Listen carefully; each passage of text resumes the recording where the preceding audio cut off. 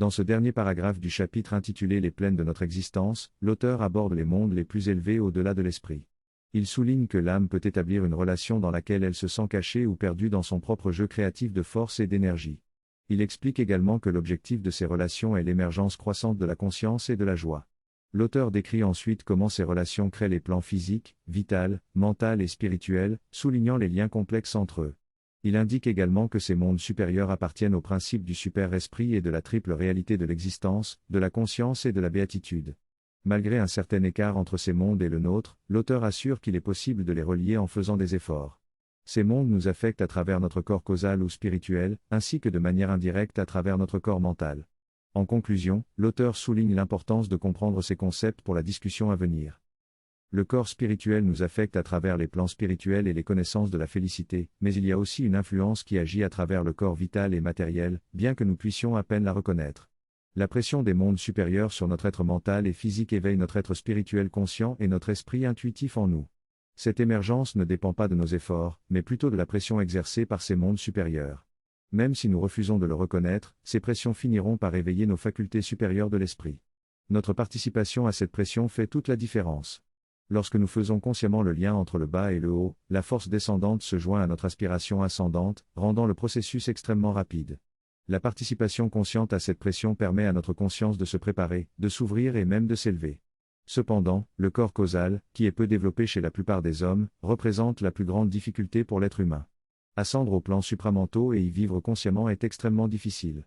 Toutefois, il est plus accessible de vivre dans des sous-plans correspondants de l'esprit. Cela s'explique par la difficulté pour la conscience mentale d'entrer dans ces domaines supramentaux, car la conscience mentale est incapable de percevoir l'infini et l'indivisible qui caractérisent ces plans. Elle a tendance à s'engourdir et à devenir vide, perdant ainsi la mémoire de l'expérience.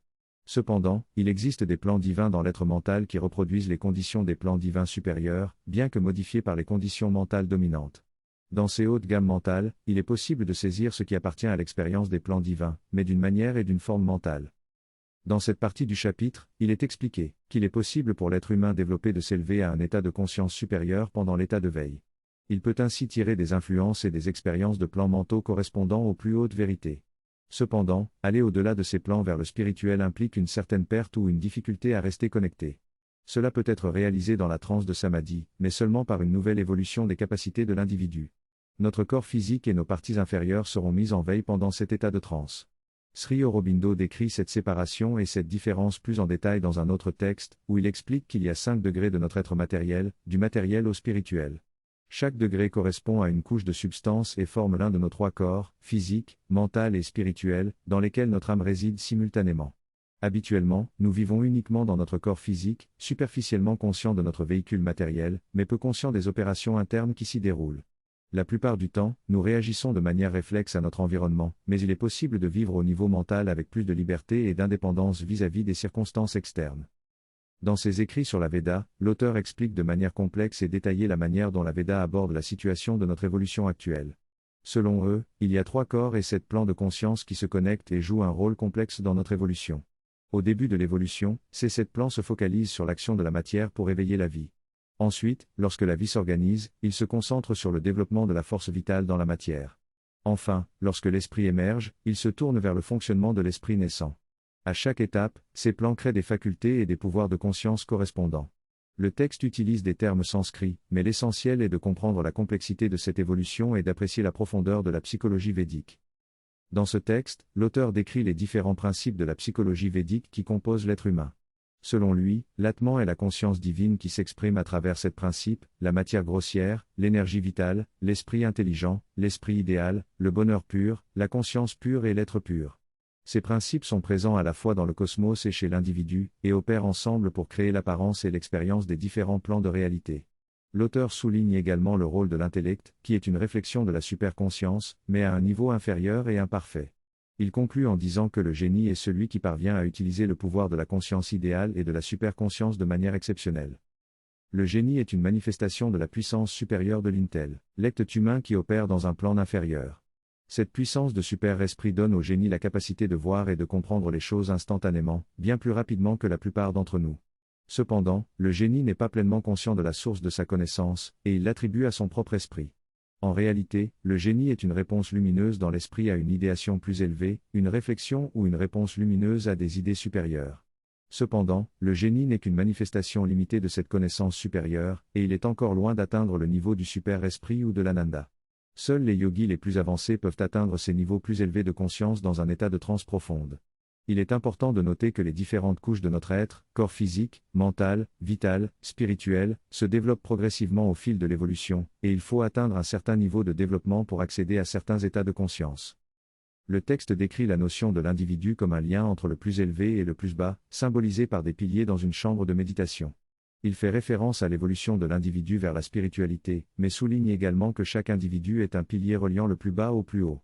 Il explique ensuite que le cosmos peut être divisé en deux parties, une partie supérieure où la multiplicité est dominée par l'unité et une partie inférieure où l'unité est dominée par la multiplicité. Il souligne que dans l'unité, il n'y a ni ignorance, ni douleur, ni limitation, car tout est révélé et connu. En revanche, dans la multiplicité, la division domine l'unité, ce qui entraîne l'ignorance, la douleur et la limitation. Cependant, il souligne que même dans la multiplicité, il y a toujours une sous-jacente unité qui permet la reconnaissance de l'autre. Finalement, il explique que l'évolution de la conscience conduit à un équilibre entre l'unité et la multiplicité, où la conscience de l'unité commence à dominer et la division devient simplement un jeu. L'objectif de cette description est de mettre en avant l'importance de l'unité et de la multiplicité dans le cosmos. Dans cet extrait, l'auteur explore la nature de l'esprit humain en se référant à la philosophie védique. Il évoque la relation entre l'unité et la multiplicité, affirmant que cette dualité est représentée dans les différentes parties de l'esprit. Le développement de l'intelligence est considéré comme l'aspect le plus important de l'esprit humain, et les hymnes védiques sont conçus pour favoriser son développement. L'auteur décrit ensuite sept principes qui se manifestent successivement dans l'esprit, reflétant les différents plans de conscience de l'univers. Ces principes comprennent la matière grossière, l'énergie vitale subtile, le mental subtil, la conscience individuelle, la conscience cosmique, la supramentale et la conscience divine. L'auteur souligne également l'importance de la vitalité subtile dans le fonctionnement de l'esprit, notamment en tant qu'agent du désir. Il explique comment l'énergie vitale dans l'esprit se combine avec le corps physique pour créer des expériences psychologiques et émotionnelles. En conclusion, cet extrait met en évidence la complexité de l'esprit humain et son lien avec les différents plans de conscience de l'univers. Dans notre organisation mentale, il y a trois principes de base qui fonctionnent. Le premier est le corps grossier, qui est tangible et perceptible. Le deuxième est l'énergie subtile de la vie dans le corps subtil, qui n'est pas facilement observable mais qui peut être ressentie et distinguée du corps grossier. Le troisième est la conscience réceptive appelée Sipta, qui enregistre automatiquement toutes les impressions provenant de l'extérieur et de l'intérieur. Cependant, cette connaissance enregistrée est généralement inaccessible à notre conscience intelligente en raison de son enveloppement dans l'inertie. Sous hypnose, il est possible d'accéder à cette connaissance enregistrée dans le Sipta et de se souvenir de détails précis, comme le nombre de pas effectués. Cela démontre la capacité extraordinaire de stockage et de mémoire du Sipta. De plus, il existe des sens plus subtils au-delà de nos cinq sens, qui peuvent détecter des énergies et des connexions subtiles. Le quatrième principe est l'émotion, qui est une réaction réactive aux impressions. Il s'agit d'une réponse automatique et habituelle qui peut être appelée sentiment ou émotion. Ensuite, il y a le principe de la pensée, appelé mana, qui convertit les impressions en concept ou en perception par une réaction sattvique appelée intelligence ou réflexion. Ces six principes, corps grossier, énergie subtile de la vie, conscience réceptive, émotion, pensée, travaillent tous ensemble dans notre organisation mentale et affectent notre expérience et notre compréhension du monde qui nous entoure. Dans ce texte, l'auteur explique que certaines perceptions et concepts communs aux animaux sont également présents chez les humains. Il mentionne que l'intelligence, la rationalité, l'imagination et d'autres facultés mentales sont partagées entre les animaux et les humains. Il aborde ensuite le concept de l'ananda, qui représente la pure béatitude de l'existence manifestée à travers l'esprit, le corps et la vitalité. Cependant, en raison de l'impureté de ces formes d'expression, l'ananda pur n'est pas toujours reconnu et peut être mélangé à différentes formes de douleur. L'auteur souligne que la nature désintéressée de l'ananda pur est ce qui garde sa pureté et son existence continue, sans être limitée ni déformée par des intérêts personnels. L'auteur évoque ensuite le concept de la conscience libérée et désintéressée qui peut interagir avec le monde sans biais ni limitation. Il aborde ensuite l'aspect de la volonté pure qui agit à travers l'esprit, le corps et la vitalité, mais qui est également influencée par des faiblesses, une inertie et une ignorance. Il conclut en soulignant que cette pure volonté est également désintéressée et sans préférence, ce qui lui permet d'agir avec une pleine attention. Dans cette discussion, l'auteur explore l'idée de la conscience et de la puissance de la conscience. Il explique comment, lorsque la conscience opère dans le domaine mental, elle devient une volonté pure orientée vers la connaissance, les sentiments et l'action. Par contre, lorsqu'elle opère dans le domaine matériel, elle devient désintéressée car elle est dépourvue de tout but ou préférence qui pourrait interférer avec la vérité de la pensée, de l'action et des émotions. L'auteur propose ensuite une réflexion sur l'ego et l'égoïsme. Il affirme que notre sens de l'ego provient du principe de la conscience qui s'opère dans l'esprit, créant ainsi un sentiment d'existence indépendante. Cependant, l'égoïsme se réfère à la référence de soi en tant que centre de l'univers et à la limitation qui découle de cette séparation. L'auteur suggère que l'ego est attiré par les autres qui ne reconnaissent pas son égoïsme, car il cherche à inclure cette reconnaissance dans son unité sous-jacente. Enfin, l'auteur présente 10 principes qui représentent les différents aspects de la conscience. Il explique que ces principes doivent se développer progressivement à mesure que l'évolution progresse, chacun empruntant les qualités des précédents et intégrant les autres dans son propre fonctionnement. Cette intégration complexe forme un système cohérent et riche. En somme, l'auteur aborde dans cette discussion des concepts tels que la conscience, l'ego et l'égoïsme, en les replaçant dans un cadre plus large de l'évolution de la conscience. Ils sont présentés comme des principes qui se développent et s'intègrent les uns aux autres pour former un système dynamique et complexe. Ce texte explique que la réalité est comme une tapisserie tissée progressivement, avec chaque principe introduit à un niveau de développement moindre. Au fur et à mesure que ces principes sont intégrés, la complexité augmente. Les 7 principes sont répétés à plusieurs reprises à différents niveaux, formant ainsi la trame riche et dynamique de la réalité. Le texte souligne le rôle de l'intellect dans cette évolution et mentionne d'autres facultés et pouvoirs présents en nous. Il établit également des correspondances entre ces facultés et les divinités des Védas. Le yoga est décrit comme un processus de relation consciente avec ses pouvoirs cosmiques pour amplifier et harmoniser nos facultés. Dans cette synthèse, il est expliqué que dans le yoga intégral, on reconnaît toutes les différentes facettes et pouvoirs du divin et de la mère divine. Chaque fonction est mise en relation directe avec elle, permettant ainsi de recevoir sa lumière et sa force pour les développer, les amplifier et les harmoniser. Ce processus est plus simple car il ne nécessite pas de connaître les noms ou les termes spécifiques des différentes facultés. Plus on est conscient de ces facultés et plus on peut les mettre en relation avec la mère divine. Au fur et à mesure que l'on se connecte à elle, elle rend conscientes les parties de nous-mêmes qui ne l'étaient pas encore. Cela permet une transformation plus directe et complète. La divinité est décrite comme étant maîtresse des pouvoirs et manifestations, et même les déités et les titans ont un rôle divin dans le processus de transformation. Enfin, il est mentionné que pour atteindre les plans supérieurs de conscience, il faut être capable de vivre consciemment dans les plans mentaux correspondants, ce qui est considéré comme le plus difficile pour les êtres humains. Seules quelques personnes sont prêtes à accepter cette possibilité et c'est Sri Aurobindo qui est le premier à l'avoir déclaré dans l'histoire de l'humanité. Dans cette synthèse, il est expliqué que dans les anciens textes sacrés, les Védas, il n'est pas mentionné qu'il est possible de vivre sur des plans supérieurs tout en étant dans un corps physique. Les rishis, sages, étaient capables de monter vers ces plans, mais le corps physique ne pouvait pas les accompagner. Cependant, avec l'évolution de l'humanité, Sri Aurobindo propose une idée révolutionnaire, la possibilité de vivre dans ces plans supérieurs tout en étant conscient dans le corps physique. Beaucoup de gens rejettent cette idée, considérant le corps comme trop limité pour accéder à ces réalités divines. Sri Aurobindo affirme que la transformation physique est possible, tout comme le concept que la pierre puisse devenir consciente. Certains yogis montagnards observent cette expérience de transformation physique avec intérêt, mais ne sont pas encore prêts à la mettre en pratique. Cependant, il y a des âmes qui se sentent profondément attirées par cette possibilité et sont prêtes à se consacrer entièrement à ce chemin. Finalement, l'essence de leur âme les pousse à poursuivre cette quête malgré les doutes et les critiques des autres. Dans ce texte, il est mentionné que les âmes sont attirées par la pratique du yoga supramental afin de réaliser la divinité en elles-mêmes. Mère dit que nous sommes ici parce que notre âme nous a appelés à cette pratique. C'est un nouveau pas dans l'évolution de la conscience humaine et nous jouons un rôle clé dans ce mouvement. La manifestation du supramental est inévitable et se fera probablement en agissant sur notre conscience plutôt que sur la matière physique. L'objectif ultime est de développer une conscience parfaite et un contrôle conscient sur notre être afin de vivre notre existence dans sa pleine capacité. Cela peut être comparé à la façon dont un humain peut agir instinctivement mais a également la capacité de se retenir et de modifier ses actions selon sa volonté. Ainsi, en connectant notre instinct avec notre intelligence consciente, nous pouvons atteindre une coordination élevée dans nos actions et vivre à partir du plan supramental. L'évolution de la conscience vers des niveaux supérieurs est décrite comme un processus d'absorption du niveau inférieur dans le niveau supérieur. Au début, il y a une oscillation entre les deux mondes, puis le niveau inférieur est progressivement intégré dans le niveau supérieur. Lorsque cela se produit, l'intelligence intuitive commence à s'exprimer à travers les mots et les actions. Des exemples sont donnés, comme celui de Sri Aurobindo qui tapait sur une machine à écrire sans aucune hésitation ou erreur, car il était connecté à un niveau supérieur de conscience.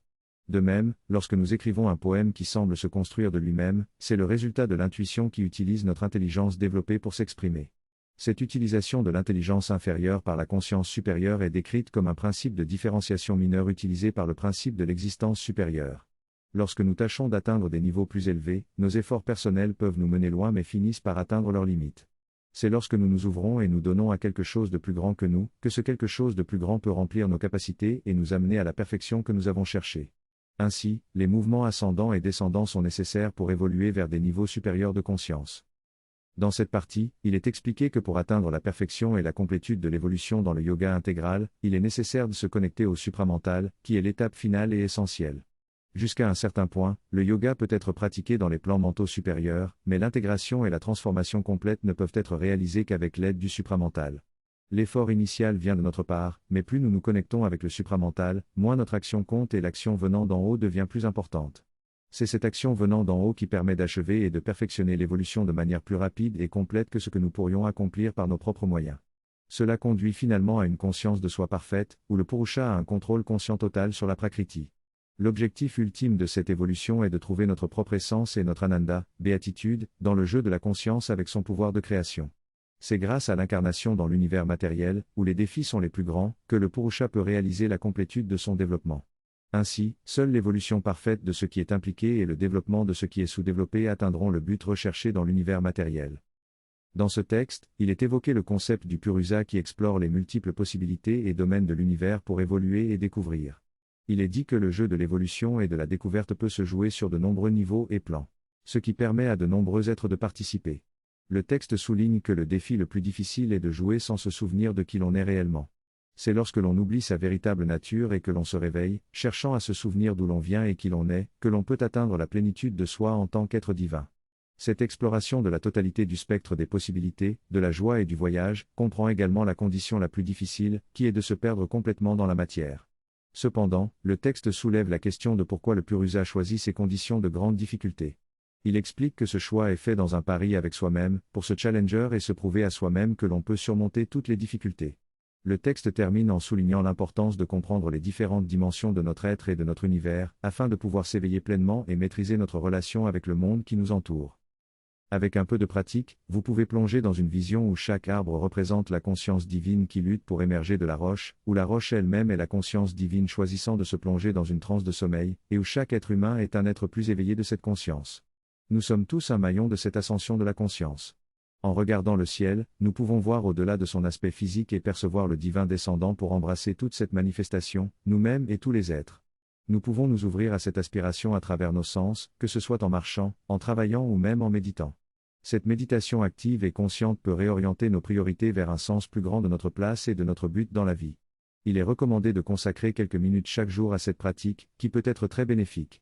L'histoire de Sri Ruben illustre cette idée de transformation et d'ouverture à la vérité divine. Vous êtes invité à devenir comme les parties lavées et purifiées par le jardinier, ouvertes au soleil pour sécher. Vous êtes le réceptacle qui s'ouvre à la lumière de la vérité, permettant au divin de vous remplir, de vous façonner et de vous élever.